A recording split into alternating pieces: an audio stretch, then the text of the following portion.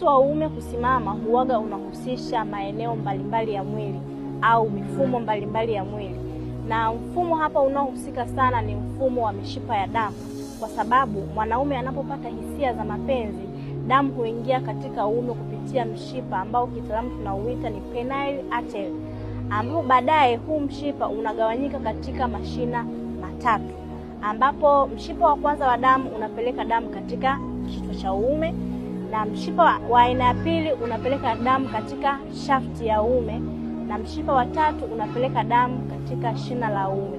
Sasa hapa tunaweza tukawa tunaona kwamba uume ukisimama unakuwa umejaa damu nyingi sana.